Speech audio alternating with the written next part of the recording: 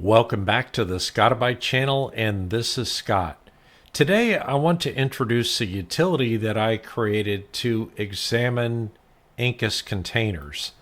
And so usually I've been going into Lex Console because Lex Console provides us the capability of going out and managing our Incus containers graphically.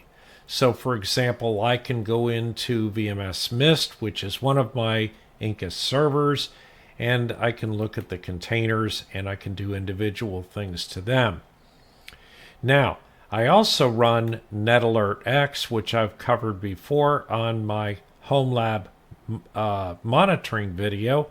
And NetAlertX is very powerful in terms of giving you alerts and telling you what's going on. But I've created a very simple web-based dashboard which can list all of the Incus hosts that you have or any particular Incus host that you have, and it will scan them for all of the containers on that host. It will tell you if the container has a DNS name associated with it, and it will tell you whether it is stopped or running. It will give you the IP address of the container, the MAC address of the container, and it will give you the CPU percentage that it's using on that Incus host if it's started, or not applicable if it's stopped, and the same thing about the total disk space used. And so as we scroll down through this list, you can see that I have container names and I have DNS names. A particular container is running, it gives an IP address, it gives the MAC address of that container, and it shows the CPU percentage and then the total amount of disk used.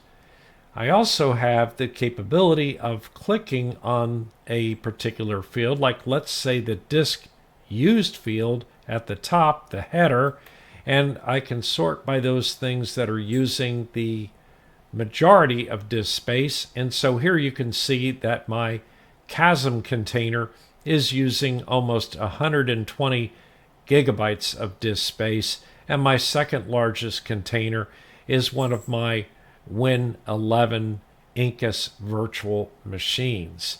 Likewise, I can go over here and alphabetize by container name, and I can also go over here and alphabetize by DNS name, or reverse alphabetize by DNS name by hitting it a second time.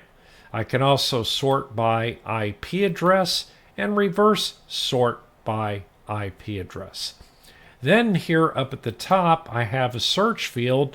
And so as an example, let's say that I wanted to search for my website, which I know is web home, and I simply typed in web, and so that returned web home, web or camera image web server, and web core, because the name web was in all three of those. So let's go see what it takes to install the ScottiBYTE Incus Container Overview utility.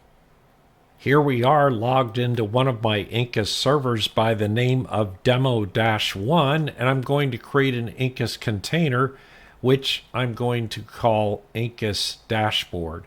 So I'm creating this container with images Ubuntu 24.04, the default profile, and the bridge profile to provide it an address on my main LAN, and then I'm saying boot.autostart equals to true. Now that the container is created, let's go ahead and move inside of it with the command incus shell incus-dashboard. Whenever you create a new container, it's a good idea to take all of the updates, and so we do that with an apt update &apt upgrade-y, and it will go ahead and update the repositories and take any updates for any of the system components. And there you can see that there are 11 packages that are presently being updated. Now that I've taken all of the updates, we're going to install some dependencies. And those dependencies are Node.js, Incus-Client, the Nano Editor, DNS Utilities, and open SSH server, and I'll do a -y on the end so that it doesn't prompt me, and it will go ahead and perform all of those installations. With the dependencies installed, I'm going to go ahead and add myself a user account with an add user Scott. Go ahead and give Scott a password, verify that password, and accept all of the defaults. Now that that's been done, let's go ahead and put Scott inside of the sudo group with an usermod-a capital G sudo Scott. And finally, let's go ahead and log into the Scott account with an su space Scott. This application relies on the fact that you have a local DNS server. So mine is Pi-hole. I'm going into my Pi-hole, going down to settings, and looking at my local DNS records. And if I look through here, I have IP addresses or A records for a lot of my containers, but I'm going to want to make sure that I have A records for my Incus servers.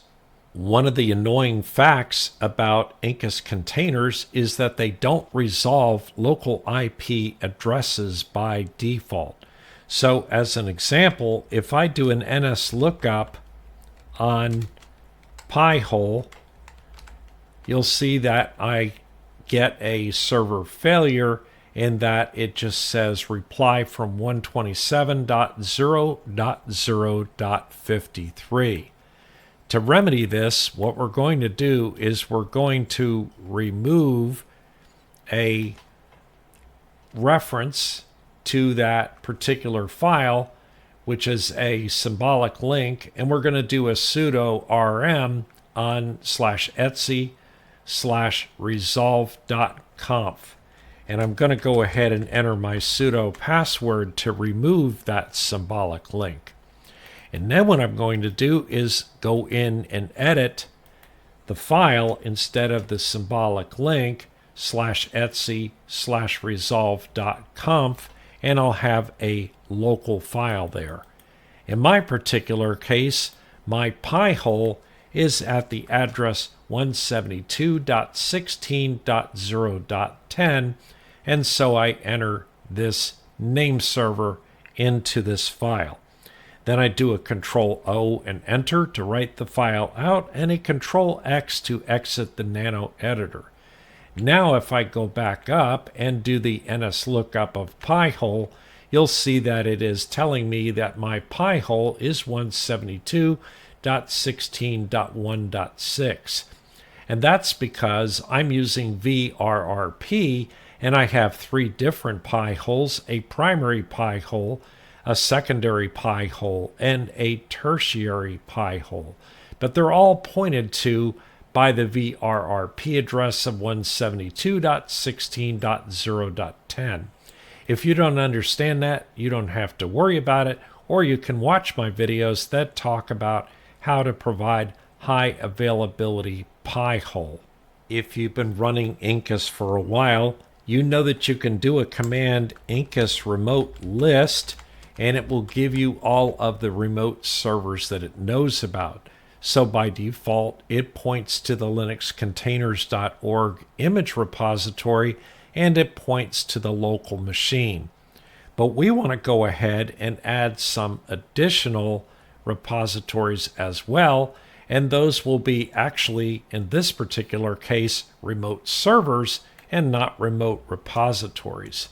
So to begin accomplishing that, I'm going to do an SSH to VMS Mist, which is one of my Incus servers, and I'm going to do an Incus config trust add Incus-dashboard.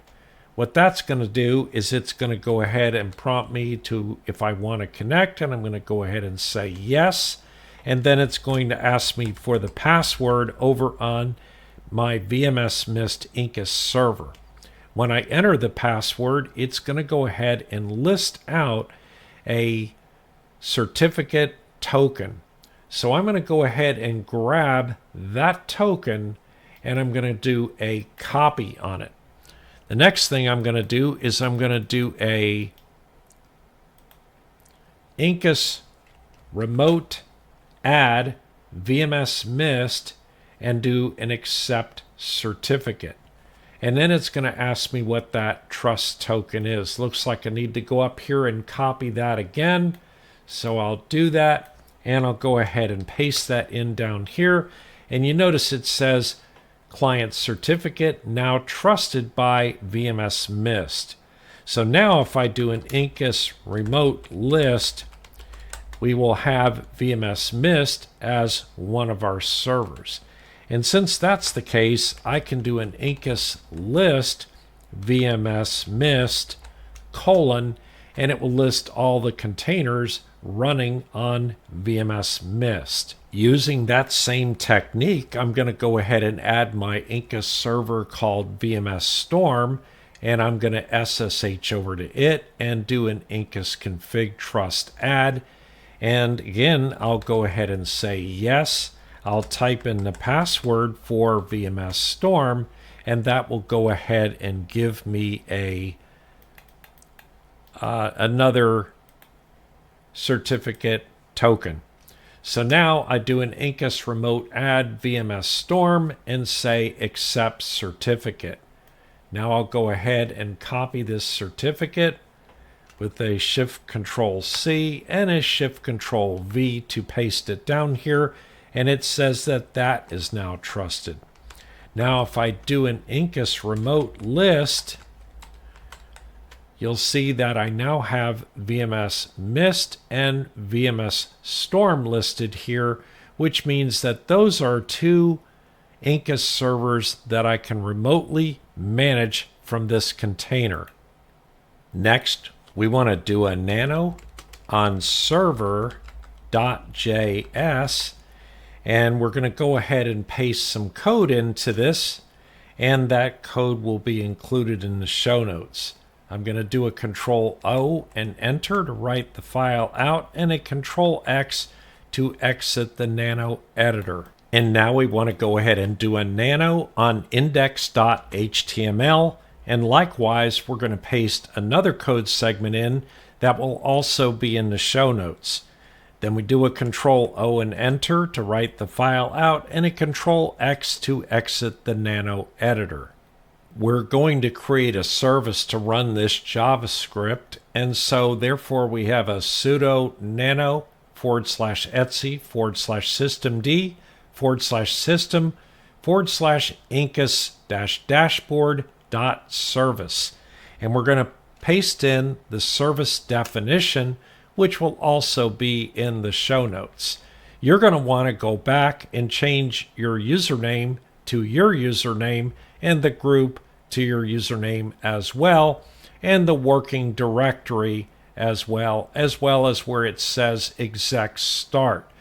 We want to change all those paths, and then finally the environment variable for home, you're going to be changing it as well.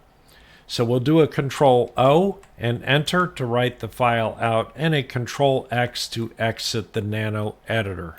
By default, our JavaScript will bind with port 3000, but I've changed that in the code to bind to port 80. But since port 80 is below port 1024, it's not in the user port range. So therefore, I'm going to have to do a sudo setcap here in order to allow for that to take place.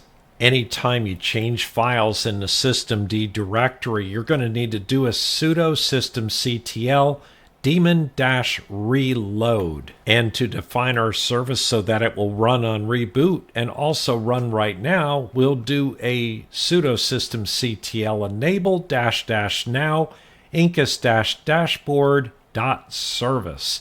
And that creates the symbolic link. Let's go ahead and look at the status of our service just to make sure it's up and running with a sudo systemctl status on incus-dashboard.service. And here you can see that the service is enabled and it is running. Let's find out what the address of our container is by doing an if config command.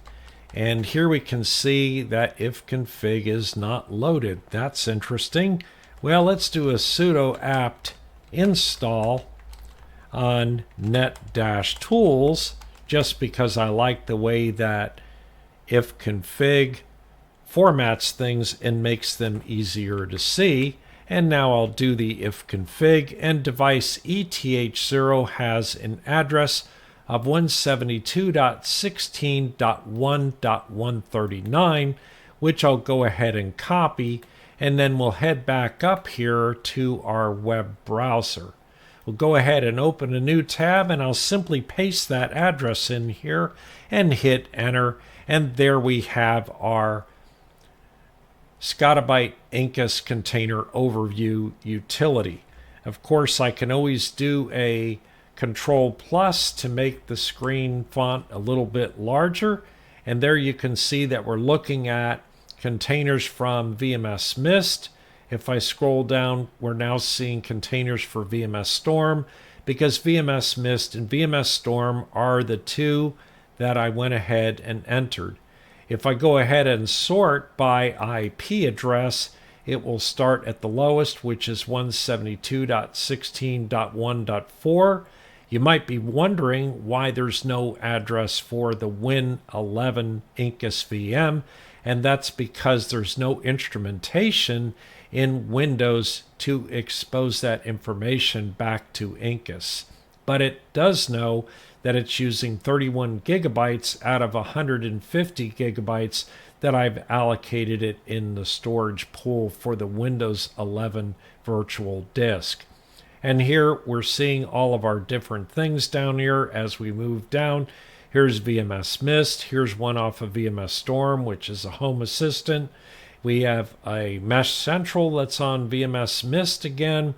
And they're all kind of mixed in here because we have sorted them by IP address. One of the really useful things about the ScottiBYTE Incus container overview utility is that it is a way to see whether or not you have DNS names applied to all of your containers. And those are useful in order to SSH into the terminals for those particular systems. And as we scroll down here, we'll notice that public IP proxy does not have a DNS name, and that's probably an omission on my part. But as we go down through the list, here we have a desktop that doesn't have a VMS, it doesn't have a DNS name. The reason for that is because I don't SSH to my desktop. I just go ahead and access it through the Incus GUI capability. And we go down here through the list a little bit further, and it looks like that everything else has a DNS name. Another great thing about this utility is being able to match up our IP addresses and our MAC addresses.